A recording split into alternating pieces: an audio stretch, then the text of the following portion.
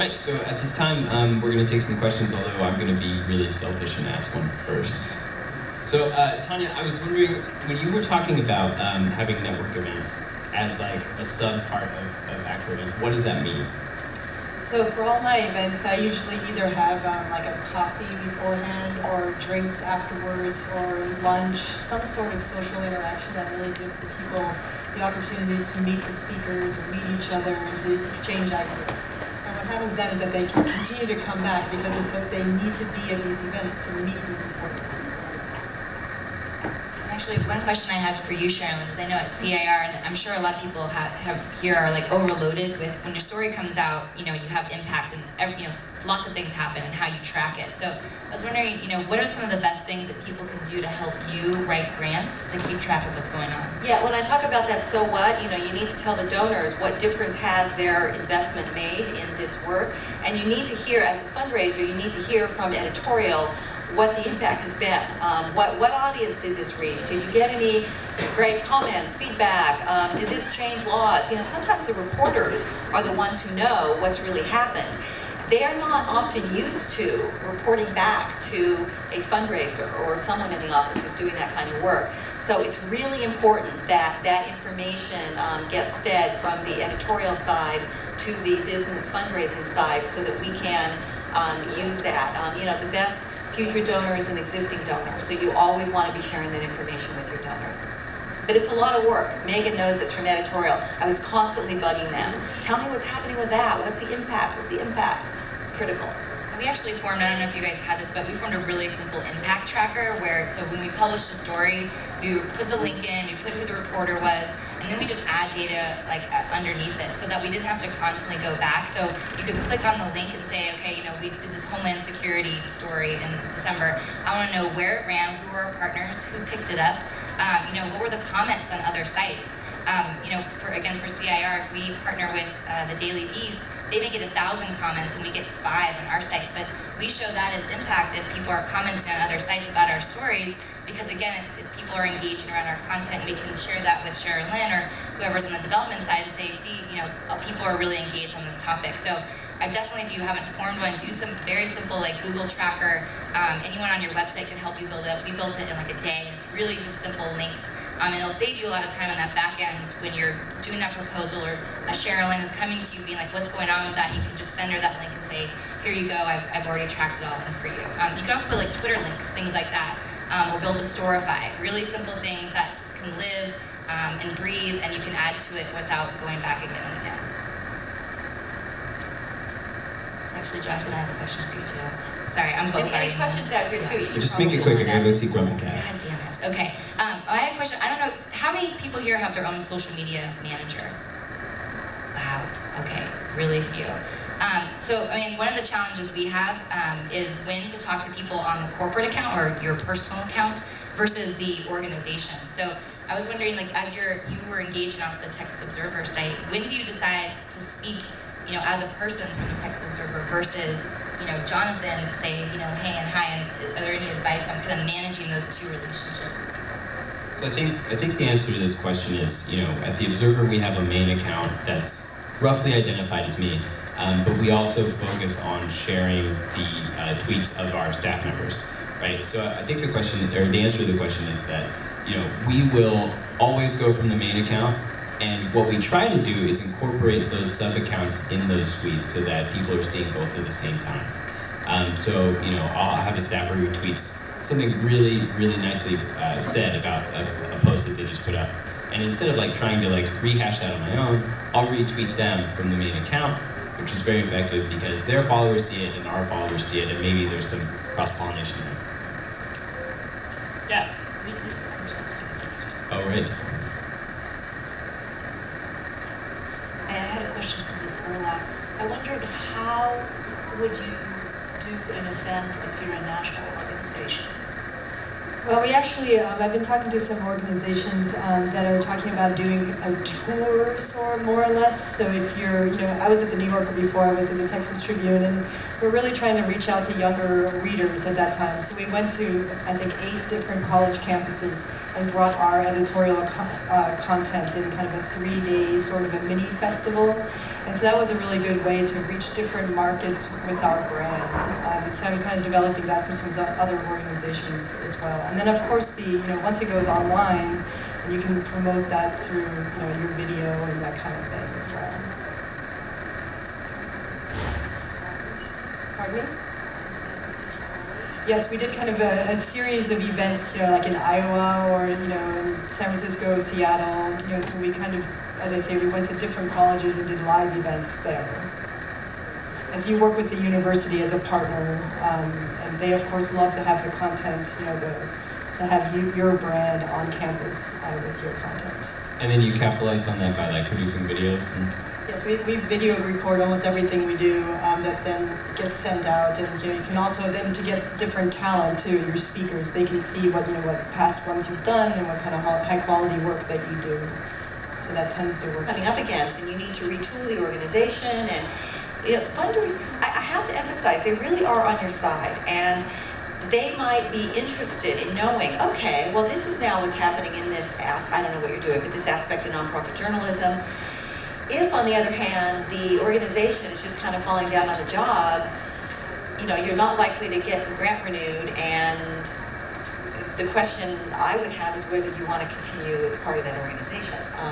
If you feel like you're getting the money but not being able to deliver on the promise, can you ethically continue to take that money? Does that address your question? I'm not sure. Yeah, I will say sometimes, with things that we've said in grants, we can, I don't even know what it is, but we promise something, and sometimes the partnerships fall apart, things that you can't control. So part of it is just saying, yeah, we really wanted to partner with all schools in California, and we had them on board, and then it just a new administrator came in and blew it up, and there's nothing we can do about it. So we did this instead, and this is cool because X, Y, and Z. But having something else to show. And there's yeah, that always helps. Things really important when you if you don't have something. Sorry. Yeah. When you put together a grant proposal, people tend to want, when they write a proposal, tend to want to overpromise because, they want to get the grant, right? So we're going to do this, and we're going to do that, and it's going to have this impact and that impact. And then it comes time to write the report, and you're like, oh my gosh, we couldn't do any of this. We way overpromised. Or they pare the budget down so much to try to fit the grantor's got a cap of $50,000 and you really needed 80 or 90 to do this thing, but you say you can do it for 50, you're screwed because you can't ultimately deliver it for that. So you're sort of setting yourself up to fail. If anything, you want to, as I said, you want to inspire. Some people say you maybe want to slightly under-promise because then you're going to come out, as a huge success in the end. I tend to think you want to be pretty accurate if you can, and then communicate with the funder about bumps on the road along the way. Thank you.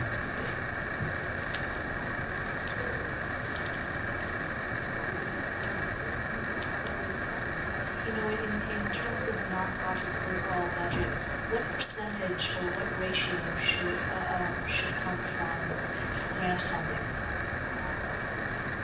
You mean foundation grants or individuals, corporate?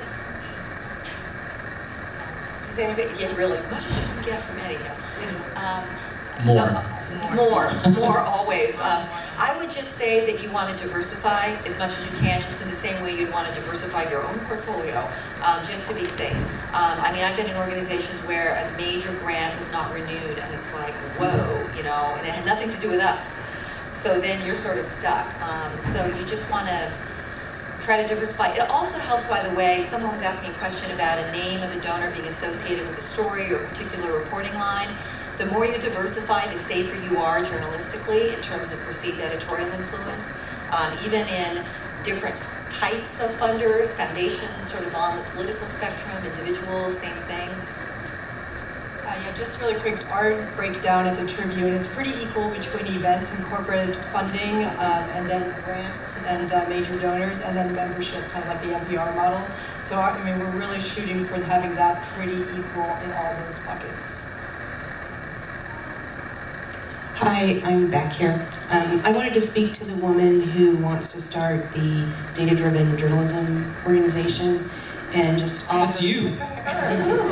offer that, my name is Deanna Mackey. I'm at KPBS in San Diego, which is the public media organization there. And we have Investigative News Source, which is a 5-person data-driven journalism organization. They're their own 501c3, but they're embedded in our building. And we have a very tight partnership with them, so it can be done quite successfully. We work together on editorial projects. We also fundraise together. We're about to go after our second multi-six-figure grant together. So I think it's great that you want to do that. I encourage it. If you want to talk to somebody who's done it, I'm back here. I think our work here is done. That's like a love connection. That was awesome. You've been waiting for a while. What's your question? Yeah. Oh, me? Yeah, you. Thank you. You with the mic. I come from commercial magazine publishing, where it was like everything was very straightforward and very profit-driven, and you delivered the editorial, publisher sells it. And now speaking to your Christian left in Texas, I took over a magazine called Religion Dispatches, online magazine. It's been funded for 5 years. Mostly by one large foundation, which has now told us they're going to scale back, diversify, all that's great. But being new to the nonprofit foundation world, I've been interested just since I've been there that some foundations are very interested in funding content. How do you get them more interested in funding core support? And how do you embed that into something so that you can pay your staff and make technology upgrades and all that, which is not as sexy or not as kind of, synergistic with some things they might be interested in. So like sort of general support instead of funding one specific story. Yeah. Do you guys want to respond or I'll... Okay. It's tricky. I mean, when you get a general support grant, you're essentially getting that based on your content. Your content is what you do. So it really gets into questions of the budget when you're talking about a restricted grant. I assume that's what you're talking about, like the grant is restricted to certain content area or content production, and so you've got this general overhead. I would just tell them what, what you need and why you need it. And I've done that many times to funders. And you have to educate the funder actually. And again, they care about this. And so it's not like they're averse to hearing about it. They want to hear what would be the best way to help you do your work. So I would just tell them. I don't know if that helps. Yeah. It's interesting that the answer that keeps coming up to a lot of these questions is transparency. I find it interesting. Journalism, transparency. Journalism.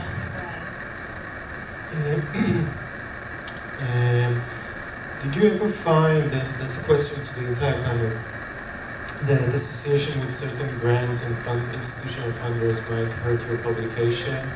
And if so, did you give up the fund, or did you protect the distinction between the organization in any way? And did you ever reach a different issue? Did you ever reach a situation where you didn't pay for content or asked for free content in a social way or something, or from your readers or from some contributors? And if so, how do you handle that, and what do you think that's a problem? Just to clarify, did we ask for free content? No, did you use free, in general, some organizations, even for-profit or non-profit, now use free content. And the question is, I run a non-profit outside the USA for several years, and some of the content is free. It's a model of a collective, but still that's something we think about a lot. What we do, both to the profession, but also to the organization, when you use content that was not paid for. Do you use it in your organization? What do you think about it? Well, I mean, I can answer a little bit of that second part, which is, we don't really take, when we have freelancers, we pay, so that's what we do. But I would say the reverse of that is if someone submits to us, we might be able, we don't have a report in DC, we might hire somebody to cover a story for us there. But I would say the reverse of that would be is if you had a story, and I know everyone's talking about what happened with the Atlantic, if you were not able to produce it in a certain way, but someone can't pay you, but they are able to produce it in a radio format, and you don't have radio. Maybe there's not a financial exchange there, but again, the value of them being able to produce for you on another medium may be as good as money. That's just a choice you make. That may not be for everybody, but the idea of what CIR does a lot is partnerships is we don't have a lot of resources. So another organization may have resources that we can partner up with and do a story in a great way to reach another level, and that's fine. So again, there's no right or wrong to that. I think it's just what happened, what is the individual organization's decision to do. But I don't know. I can't really speak editorially what we do too much. I don't know if you want to do any more. I think the only response I would have is a pretty simple response, which is that as an organization, we don't print free content. We pay people. It's just the decision that we made. And just to your first question, we've turned funds away from donors that we weren't comfortable working with, and I think that that's just a good way of looking at it. I mean, if their name is on your site or their logo is on your site and you're not comfortable with that, that's not worth it. I mean, for us, it's not. So we have not many, but there has been cases where we've turned. Have they been corporate sponsors that we are? So. But we would do, CIR, I know, would do the same with a foundation funder or an individual. Actually, if there was a real or perceived, even if we'll have a policy about editorial independence, you know, we will turn money. We've actually really had debates about, well, should we go after this particular donor or not, you know, given the associations, and sometimes we will and sometimes not. I just want to add one more thing to the earlier question response about general support. It's kind of, it's like tarred with this sort of idea, general support equals, you know, money being thrown into this giant pot at the United Way or whatever, and it's going to have huge salaries and bloat, and you do need to educate the donors, but one of the ways of doing that is really going in detail through the budget. It's interesting for the donors to hear, what does it take to actually do this? So you want to educate them by showing them for real. I'm assuming you're not padding. I mean, you're really just trying to do your work. So show them what that is, and then they'll understand that and might not be so averse to general support. Hi, I run a entertainment-based publication in Australia, and so perhaps the answer to this might be entirely applicable to me, but I feel like it's all pretty much the same. This is for Sherilyn, and that's one problem that we've had. I started the website 5 years, or almost 5 years ago, and we've gotten a grant, and we've had a couple of donors come in here and there, people that I knew personally, and now it's kind of at a point where we do need to bring in some outside voices and some people that I don't know, and whether they be corporate or individuals, but really struggling at finding the right person and trying to find the right people. And this is perhaps a totally other discussion that requires a panel of its own, but is there any advice you can give to finding the right person and ways to search for them, I guess? Yeah, I mean, it's the same sort of everywhere. Your board, I don't know if you have a board of directors, that's a role of a board of directors, and you know, you want to expand that, think about who you want to reach. You know, it's the usual sort of 6 degrees of separation. It's really 2, but just network. I mean, that's everybody in South by Southwest is doing that and talking about that, but it's because it's for real. The cliche is true. You know, who they might introduce you to. You know, there are research tools that you can use. Look at other organizations working similar to yours. Even if you do reporting in the area of environment, go to environmental organizations, not journalism ones. Or in education, go to education. You know, one reason sometimes people don't want to put funders on their website, the funders don't want to be there, because other people go and look at the list, I do it all the time, of those donors, and think, aha, okay, they're interested in this, and then you go to their website, and then you network your way to talk to those people. It makes a huge difference to talk to them, because what's on their website is old. It's sort of what they have funded. They're already thinking about the next 6 months or year, so what you want to do is get in on those conversations. So personally network, build a board, advisors, do some research, go back doors, and get yourself in. All right, we've got time for about 2 more questions, maybe 3. We can try 3, if anybody else has one. One thing I'll throw out there actually about events is if it's too overwhelming to do kind of events, time is obviously obviously an expert on it. We do a lot of community engagement events where you can just go, if you have a story that impacts a local school or a situation, go in there and just hold an informal forum and talk to people. I mean, a part of this is just community engagement and talking with your public and your audience. So if you need to like build up there and kind of get your feet wet a little bit, start small and just go into the communities that you're covering and affecting and hold like a small town hall, invite them in to your organization and do kind of like an open newsroom style thing and introduce them to your reporters. You'd be surprised how much goodwill that attracts, and you may even, I don't know, Sherilyn, if you attract donors to say you're doing that kind of stuff. I was just going to add that to. Yeah, so it shows. That was trick question. I knew that was there. But those are things you can do that are really small. You don't need a big staff to do that, and can help build your brand so that you can kind of lead up and gain credibility within the the communities you're covering. So we do that a bunch, and again, by partnering with other media organizations who may want to do the same thing, you're going to share the resources, as Tanya was saying a little bit. You may not have an event planner, they do, but you have a little bit of credibility in the story. That leads to a nice partnership that benefits your public, which is what we're all about anyway. I completely agree. I think that's really smart. But you just keep in mind, the Tribune, we always say, it's not like we're all about, making money off of every event. But there's really no reason that you shouldn't be making several $1,000s, even on something like this. Just start getting the sponsors and your people used to paying for events, and have their logo tastefully displayed. Kind of work with them to a level that you feel comfortable with, not so you're not selling out. But there's no reason why you can't be making a little bit of money even on small community events like that. At least cover your costs at the very least. Absolutely. Yeah.